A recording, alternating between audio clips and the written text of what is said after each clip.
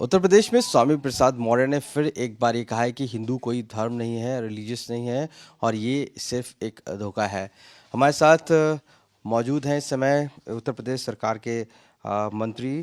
Sir, जिस तरीके से ये बयानबाजी अब हो रही है और फिर हिंदू धर्म को टारगेट किया गया है, क्या कहेंगे इसको लेकर? स्वामी प्रसाद मौर्य जी का मानसिक संतुलन बिगड़ चुका है, तो उनको जितनी जल्दी हो सके उनका इलाज कराना चाहिए। और मुझे नहीं लगता कि ये सनातन हिंदू धर्म इसको मिटाने के लिए बहुत से लोग लगे रहे, लेकिन ये मिटा नहीं और ज़्यादा बढ़ता गया। और हिंदू धर्म ये आज भारतवर्ष और कुछ ही देशों में है। मुझे लगता कि आगे आने वाले समय में दुनिया का कोई ऐसा देश नहीं होगा जहाँ पर हिंदू धर्म के लोग नहीं होंगे। सर, राम मंदिर को लेकर अलग अलग तरीके के बात कही जा रही है। कुछ लोगों का इनविटेशन है तो जाएंगे, इनविटेशन नहीं है तो हम बाद में जाएंगे।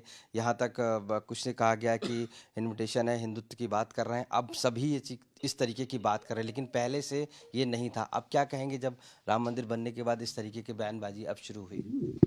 इनविटेशन क्या प्रभु श्री राम इनको देने आएंगे? वो इनविटेशन किसी को कोई आवश्यकता नहीं है। मुझे लगता है कि जो लोग राम भक्तों पर गोलियां चलाने का काम करते थे, जो लोग प्रभु श्री राम के अस्तित्व को ही नहीं मानते थे, जो लोग राम सेतु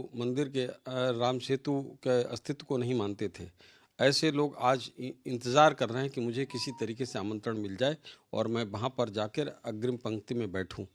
मुझे लगता है कि वो प्रायश्चित करें पहले और उसके बाद उनको निमंत्रण मिले और वो वहाँ पहुँचे और प्रभु श्री राम के जो अस्तित्व है उसके आगे नतमस्तक हों।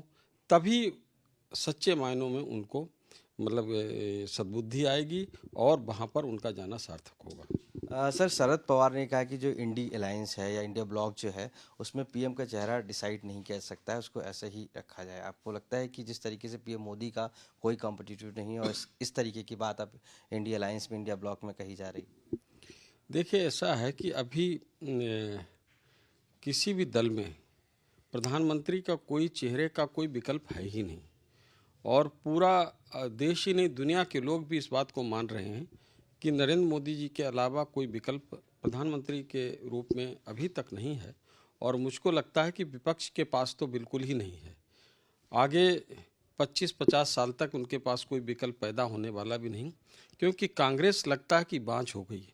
कांग्रेस ने नेता पैदा करने की क्षमता और शक्ति खो दी है। तो जब इस प्रकार की कोई पार्टी हो जाती है तो उसको अभी थोड़ा समय, मुझे लगता है कि बहुत ज़्यादा समय लगेगा। हो सकता है 25 साल लगें, हो सकता है कि 40 साल लगें, 50 साल लगें, लेकिन अभी बहुत लंबा वक्त लगेगा कांग्रेस को जब वो ताकत फिर से प्राप्त करेंगे नेता पैदा करने की। इंडिया अलायंस में भी यही सिचुएशन है? इंडिया अलायंस में भी वो तो जो हैं वो कोई स्टार तो है नहीं, जुगनू की तरह चमक जाते हैं कहीं कहीं, और उनके पास भी कोई नहीं है। और जो चेहरे हैं भी वो प्रधानमंत्री के स्तर के नहीं हैं, बहुत हैं तो मुख्यमंत्री के स्तर के हैं, और वो भी आपस में इतना टकराव है, मनमुटाव है और एक दूसरे के प्रति किस प्रकार का दुराभाव है ये आप समझ सकते हैं। तो इसलिए एनडी गठबंधन कोई गठबंधन नहीं है, स्वार्थ का गठबंधन है।